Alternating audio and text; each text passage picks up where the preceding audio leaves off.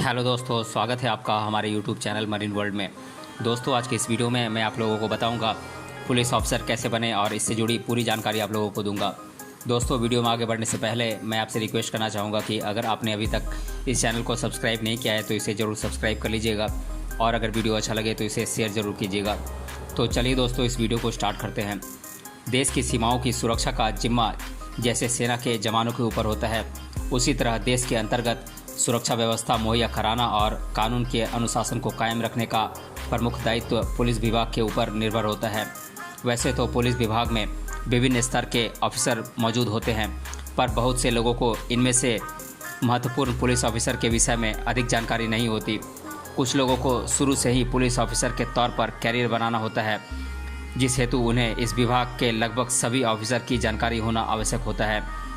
इस महत्वपूर्ण वीडियो में हमारा उद्देश्य यही है कि हम आपको सभी स्तर के पुलिस ऑफिसर की जानकारी दे सकें तथा इन पदों से संबंधित महत्वपूर्ण पहलुओं से आपको अवगत कराएं। यहाँ पर हम आपको पुलिस विभाग में मौजूद पुलिस ऑफिसर के पदों के नाम, ऑफिसर पदों हेतु परीक्षाएं और पात्रता, सैलरी, परीक्षा प्रारूप और शिक्षा क्रम आदि के बारे में जानकारी देंगे, जिससे आपके ज्ञान में वृद्धि होगी तथा कुछ दिलचस्प बातों को जानने का आपको मौका मिलेगा।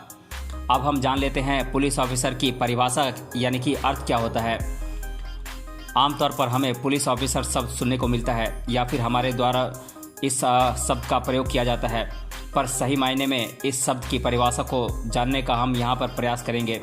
पुलिस ऑफिसर की परिभाषा हम इस प्रकार से कर सकते हैं, जैसे कि राज्य केंद्र प्रशासन व्यवस्था के पुलिस विभाग द्वारा समाज में कानून और व्यवस्था लागू करके अपराध को रोकने के साथ साथ आपराधिक मामलों की जांच पड़ताल करने के अधिकार जिन सभी उच्च स्तर पुलिस ऑफिसर को भारतीय कानून व्यवस्था द्वारा दिए गए होते हैं, उन्हें पुलिस ऑफिसर कहा जाता है।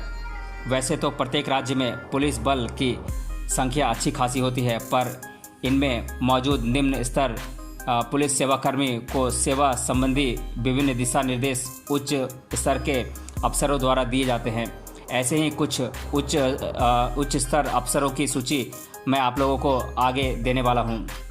अब मैं आप लोगों को पदों के अनुसार पुलिस ऑफिसर्स की सूची आप लोगों के साथ साझा कर देता हूं, यानी कि रैंक वाइज जो लिस्ट होती है पुलिस ऑफिसर्स की, मैं उसे आपके साथ डिस्कस कर देता हूं।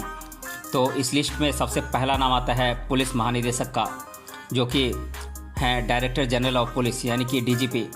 दूसरा स्थान आता है सहायक पुलिस महानिदेशक का, यानी कि additional director general of police यानी कि एडीजीपी। तीसरा स्थान आता है इंस्पेक्टर जनरल ऑफ पुलिस का, यानी कि आईजीपी का। और चौथा स्थान आता है deputy inspector general of police का। पांचवा स्थान आता है कमिश्नर ऑफ पुलिस का। छठा स्थान है सीनियर सुपरिटेंडेंट ऑफ पुलिस या असिस्टेंट कमिश्नर ऑफ पुलिस। सातवां स्थान है सुपरिटेंडेंट ऑफ पुलिस। आठवां स्थान है डिप्टी सुपरिटेंडेंट ऑफ पुलिस यानी कि डीएसपी का। नौवां स्थान है असिस्टेंट या एडिशनल सुपरिटेंडेंट ऑफ पुलिस। 10वां स्थान आता है इंस्पेक्टर जनरल ऑफ पुलिस और 11वां स्थान आता है असिस्टेंट इंस्पेक्टर ऑफ पुलिस। 12वां स्थान है सब इंस्पेक्टर ऑफ पुलिस का। 13वां स्थान पर है assistant sub inspector of police. 14वें स्थान पर है हवलदार। 15वें स्थान पर है हेड कांस्टेबल और 16वें स्थान पर है कांस्टेबल। अब मैं आप लोगों को पुलिस ऑफिसर्स के चयन से संबंधित विभिन्न परीक्षाओं के बारे में बता देता हूं। तो इसमें शामिल कुछ प्रमुख परीक्षाओं के नाम मैं आप लोगों को एक एक कर बता देता हूं। तो ये परीक्षाएं हैं राज्य लोक सेवा आयोग यानी कि स्टेट पब्लिक सर्विस कमीशन। दूसरी परीक्षा है यूपीएससी यानी कि संघ लोक सेवा आयोग। और तीसरी परीक्षा है स्टेट सब कांस्टेबल रिक्रूटमेंट एग्ज़ाम। चौथी एग्ज़ाम है एसएससी जीडी कांस्टेबल एग्ज़ाम। और पांचवा एग्ज़ाम है एसएससी सीपीओ एग्ज़ाम। छठा एग्ज़ाम है यूपीएससी संघ लोक सेवा आयोग की परीक्षा के द्वारा केंद्रीय सशस्त्र पुलिस बल परीक्षा। अब मैं आप लोगों को पुलिस ऑफिसर्स के विभिन्न प्रकारों के बारे में बता देता हूँ। तो ये पुलिस ऑफिसर्स हैं राज्य पुलिस बल यानी कि स्टेट पुलिस फोर्स, राज्य आरक्षित पुलिस बल यानी कि स्टेट रिजर्व पुलिस फोर्स, भारतीय रेल पुलिस बल यानी कि इंडियन रेलवे पुलिस फोर्स, केंद्रीय आरक्षित पुलिस बल यानी कि सेंट्रल रिजर्व पुलिस फोर्स यानी कि सीआरपीएफ, केंद्रीय सशस्त्र पुलिस बल यानी कि सेंट्रल आर्म्ड पुलिस फोर्स, केंद्रीय पुलिस संगठन यानी कि central police organisation, intelligence bureau, central bureau of investigation, crime bureau of investigation, कारागार या जेल पुलिस बल, सड़क यातायात विभाग पुलिस बल यानी कि रोड ट्रैफिक पुलिस फोर्स। इन सभी पुलिस विभाग के विभिन्न शाखाओं में उच्च स्तर पुलिस ऑफिसर्स नियुक्त किए जाते हैं। हम इन्हें पुलिस ऑफिसर्स के विभिन्न प्रकार भी कह सकते हैं। अब हम पुलिस विभाग के अंतर्गत विभिन्न रोजगार के पदों की सूची एक बार देख लेते हैं। तो ये रोजगार के विभिन्न पद हैं: क्राइम एनालिस्ट, डिस्पैचर या telecommunicator, records clerk, investigative assistant, crime scene investigator, crime scene technician, police aid, vehicle driver, detective, evidence custodian, police instructor इत्यादि कुछ पद हैं पुलिस डिपार्टमेंट में। अब हम पुलिस ऑफिसर्स की परीक्षा का पाठ्यक्रम जान लेते हैं। राज्य लोक सेवा द्वारा पुलिस ऑफिसर्स के चयन पर आपको आपके संबंधित राज्य लोक सेवा आयोग के आधिकारिक वेबसाइट पर जाना होगा। अब हम एसएससी जीडी एग्ज़ाम का सिलेबस जान लेते हैं। तो इसके सिलेबस का पार्ट है जनरल हिंदी एंड इंग्लिश, जो कि 25 नंबर का पूछा जाता है, जिसमें कि grammar, comprehension, vocabulary, verbal ability इत्यादि चीज़ें पूछी जाती हैं। और इसके अलावा जनरल इंटेलिजेंस एंड रीजनिंग से 25 अंक होते हैं, जिसमें कि discrimination, arithmetic, number series, observation, relationship concept, non verbal series इत्यादि से क्वेश्चन पूछे जाते हैं। और इसके अलावा एलिमेंट्री अरिथमेटिक से 25 अंक के क्वेश्चन पूछे जाते हैं। तो इसमें पूछे जाते हैं time and distance, average, number system, profit and loss, discount, percentage, mensuration, interest इत्यादि चीज़ें पूछी जाती हैं। इसके अलावा general knowledge and general awareness से 25 अंक के क्वेश्चन पूछे जाते हैं। इसमें भूगोल, इतिहास, अर्थशास्त्र, जनरल पॉलिसी, भारतीय संविधान, खेल, वैज्ञानिक संशोधन इत्यादि विषयों से क्वेश्चन पूछे जाते हैं। अब हम एसएससी सीपीओ एग्ज़ाम का सिलेबस जान लेते हैं। एसएससी सीपीओ का एग्ज़ाम 2 चरणों में कंडक्ट कराया जाता है, जो कि है पेपर 1 और पेपर 2। पहले हम पेपर 1 का सिलेबस जान लेते हैं। तो पेपर 1 कुल 200 अंकों का होता है और इसमें जनरल हिंदी एंड इंग्लिश 50 अंकों का पूछा जाता है, जिसमें कि grammar, comprehension, vocabulary, verbal ability इत्यादि चीज़ें पूछी जाती हैं। और इसके अलावा जनरल इंटेलिजेंस एंड रीजनिंग से 50 अंक के क्वेश्चन पूछे जाते हैं, जिसमें कि discrimination, arithmetic number series, observation, relationship concept, non verbal series इत्यादि चीज़ें पूछी जाती हैं। इसके अलावा एलिमेंट्री अरिथमेटिक 50 अंकों का पूछा जाता है, जिसमें कि time and distance, average, number system, profit and loss, discount, percentage, mensuration, interest आदि चीज़ें पूछी जाती हैं।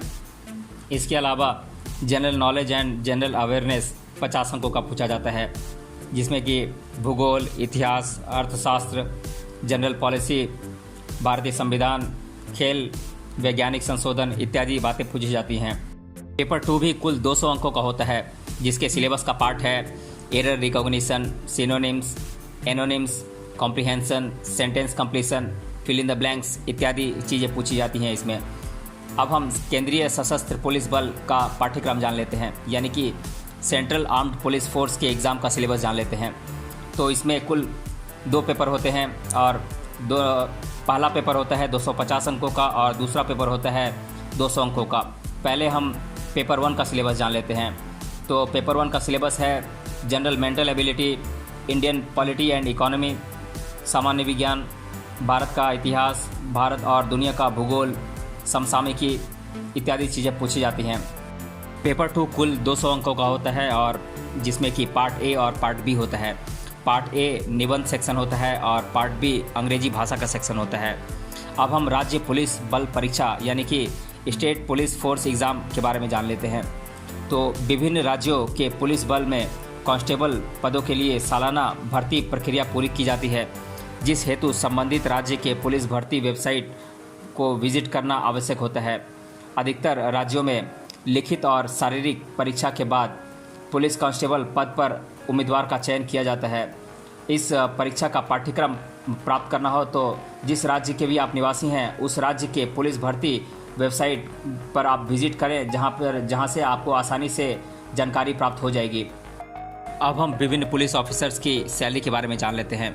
तो कांस्टेबल का वेतन होता है प्रतिमाह लगभग 18,000 रुपये। हेड कांस्टेबल का वेतन होता है लगभग 20,000 रुपये प्रतिमाह। और पुलिस सब इंस्पेक्टर या असिस्टेंट सब इंस्पेक्टर का सालाना वेतन होता है लगभग 4,10,000 रुपये। पुलिस इंस्पेक्टर का सालाना लगभग 6,10,000 रुपये 6,30,000 रुपये लगभग वेतन होता है। और डिप्टी सुपरिटेंडेंट ऑफ पुलिस का सालाना लगभग 8 लाख रुपये वेतन होता है। और सुपरिटेंडेंट ऑफ पुलिस का वेतन होता है प्रतिवर्ष लगभग 10,80,000 रुपये। और सीनियर सुपरिटेंडेंट ऑफ पुलिस या असिस्टेंट कमिश्नर ऑफ पुलिस का प्रतिवर्ष वेतन होता है लगभग 12 लाख रुपये। और इंस्पेक्टर जनरल ऑफ पुलिस का प्रतिमाह लगभग 1,30,000 रुपये वेतन होता है। और इंस्पेक्टर जनरल ऑफ पुलिस का प्रतिमाह वेतन होता है लगभग 1,44,000 रुपये। और सहायक पुलिस महानिदेशक का प्रतिमाह वेतन होता है 1,50,000 रुपये। और पुलिस महानिदेशक का प्रतिमाह वेतन होता है लगभग 1,60,000 रुपये। और सीबीआई महानिदेशक का प्रतिवर्ष वेतन होता है लगभग 11 लाख रुपये। और कारागार अधीक्षक का प्रतिमाह वेतन होता है लगभग 67,000 रुपये। अब हम पुलिस ऑफिसर्स के बारे में अधिकतर बार छात्रों द्वारा पूछे जाने वाले प्रश्नों को एक एक कर देख लेते हैं।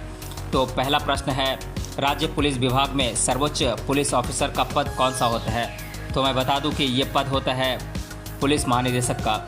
दूसरा प्रश्न है, राज्य लोक सेवा आयोग द्वारा पुलिस विभाग में किन ऑफिसर पदों के लिए चयन प्रक्रिया पूरी की जाती है? तो मैं बता दूं कि राज्य लोक सेवा आयोग के द्वारा पुलिस विभाग में police sub inspector, deputy superintendent of police इत्यादि पदों के लिए चयन की प्रक्रिया पूरी की जाती है। तीसरा प्रश्न है, संघ लोक सेवा आयोग द्वारा पुलिस विभाग में चयन किए गए पुलिस ऑफिसर्स किस नाम से जाने जाते हैं? तो मैं बता दूं कि ये आईपीएस ऑफिसर्स के नाम से जाने जाते हैं। चौथा प्रश्न है, आईपीएस ऑफिसर्स को राज्य पुलिस विभाग में किस पद पर नियुक्त किया जाता है? इनकी नियुक्ति जिला पुलिस अधीक्षक के तौर पर की जाती है। पांचवा प्रश्न है, पुलिस विभाग का सबसे निम्न स्तर का पद कौन सा होता है? तो मैं बता दूं कि ये पुलिस कांस्टेबल का पद होता है। तो दोस्तों, आज के इस वीडियो में हमने जाना पुलिस ऑफिसर कैसे बने, इसके बारे में मैंने आप लोगों के साथ विस्तारपूर्वक जानकारी साझा की। मिलते हैं अगले वीडियो में किसी अन्य टॉपिक के साथ। तब तक के लिए धन्यवाद।